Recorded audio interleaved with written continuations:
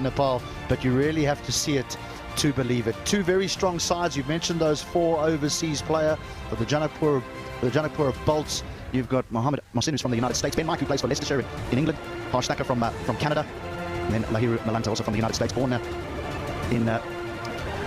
Peshawar. And for the Biratnagar Kings, Nicholas Curtin from Canada, left-hander, very stylish player. Ilyas from Oman. Local man Sandeep Lamachani, we look forward to watching him bowl. Chris Soul from Scotland, rumoured to bowl it at over 140, can touch 150, so that'll be interesting to see. And then right the national side.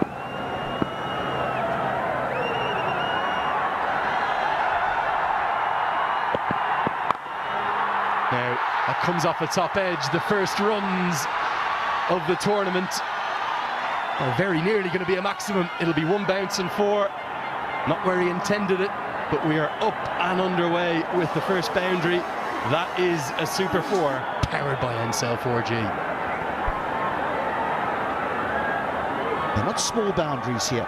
All of about 64 metres all the way around the ground, but it's the altitude that we're at, which means that the ball just flies forever. So a little bit surprising that just actually didn't go all the way. Just one bounce and then into the boundary fence.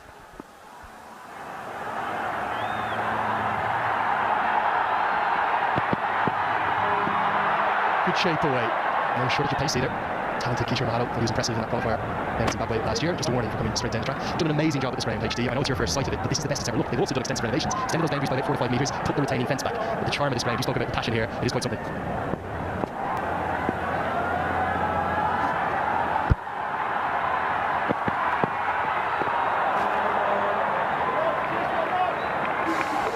That will be a wide outside off stump. One of the great things about competitions like this is the inaugural edition, but opportunities for hometown. That's been a Kumar Jha. Beautifully bowled, shape on offer.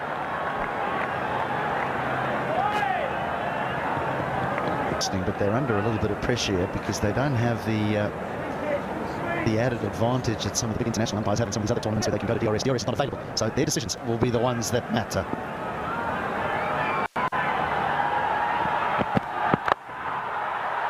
Into the leg side, it'll just be a single despite the roars of the crowd. Our third umpire, BJ Shinwari, as well.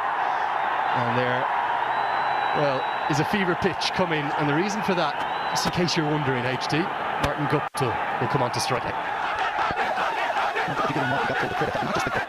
Those in attendance are just cheering every single run as if it's a massive event. I mean, if you just walk into this ground and you've never been there before, you would have thought that previous delivery went out the ground.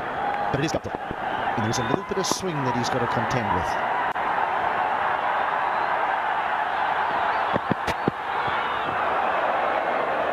And an anticlimactic from the crowd. End of the first, 6 for none.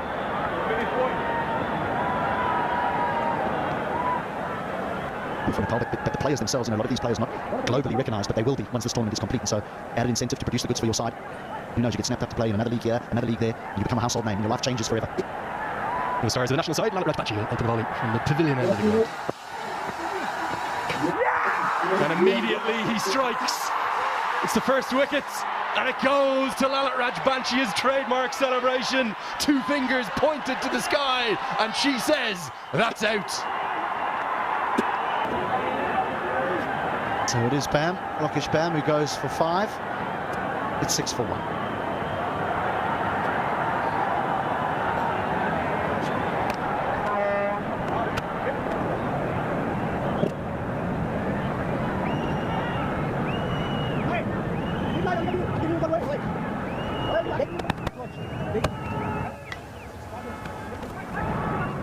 Well, that's the way to start your Nepal Premier League campaign if you're Lalit Rajbachi. A wicket from his very first delivery bowled in it, and it's the first wicket of the tournament. It will bring the captain of Oman to the crease, Aqib Ilyas, a fine all-rounder. And you will think of his batting, particularly the ODI format, but his bowling is something to watch here, HD. Leading finesse, off spin and leg spin. He also does something really I've only ever seen Chris Gale do. That's not hit the ball like Chris Gale, HD. That's wear sunglasses when he's batting. It is bright, it is glary. He's a unique character, and he's very talented, Aqib Ilyas.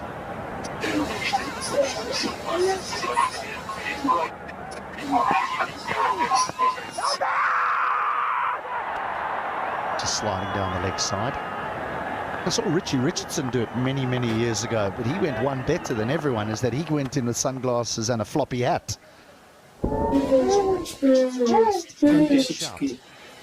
26K was 26K. nothing. He also plays a unique shot. He plays the wrong foot sweep shot. He put his right foot, his back foot, into his left foot, get in front of it, and then kind of sweep. Approach and method. He'll get a quick single to get off the mark. Despite the direct hit, I think he's safely home.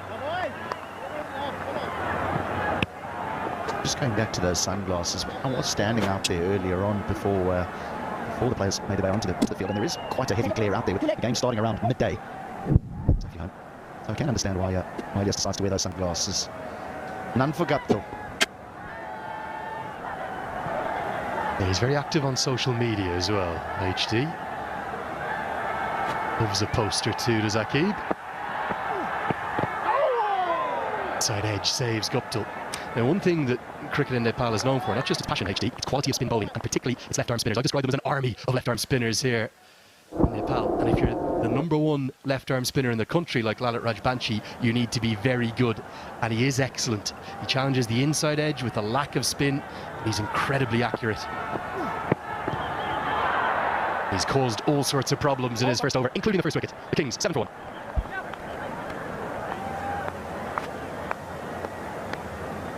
Who was captaining instead of Asif Sheikh. The biggest and best names in cricket in Nepal, all absolute regulars in the national team. They're the 8 skippers.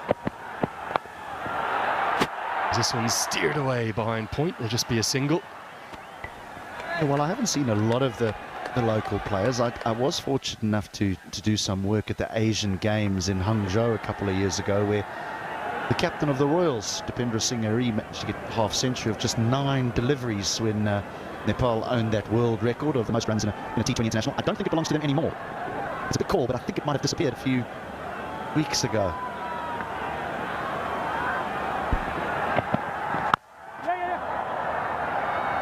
Well, HD, you know my badgery for cricket, you're always on the money. I'd let you know if not. Zimbabwe it was that broke it against Gambia. That was in the ICC Men's T20 World Cup qualifier, sub-regional B. Gambia ranked in the 90s in the world, taking on the full member. They were hammered around the ground for 344 by Zimbabwe in that game, breaking the 314 that Mongolia posted. You're right about Dipendra Singh Ari's record, though. It'll never be broken. It's impossible. It's 9 balls, 50 runs.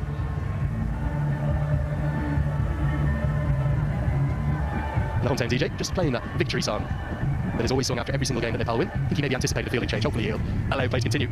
One of the things, HD, I think that they've done so well here for this inaugural NPL, they've spread the teams right across the country. So this is a kind of derby of the 2 easternmost sides, if you will. Both Biratnagar and Janakpur right down on the border. And something that they've done in the build-up to this tournament, all of the teams have gone back to where they're from originally. So the Biratnagar Kings, for example, they've had a series of talent identification camps across Janakpur, across the Koshi province. The same with the Janakpur Bolts. And you can see all the way from east to west, out towards the far west, Sudar Pashim, done a great job of identifying where the hotbeds of cricket are and then putting those teams in place. A break in play here, HD. I'm not altogether too sure why, but it's a gorgeous country. What are your first impressions of it?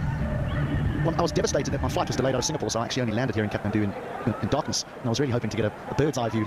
But I'll have a look when I'm on the way out, but that isn't a long time. That is at the conclusion of this event. But so far, I mean, very welcoming.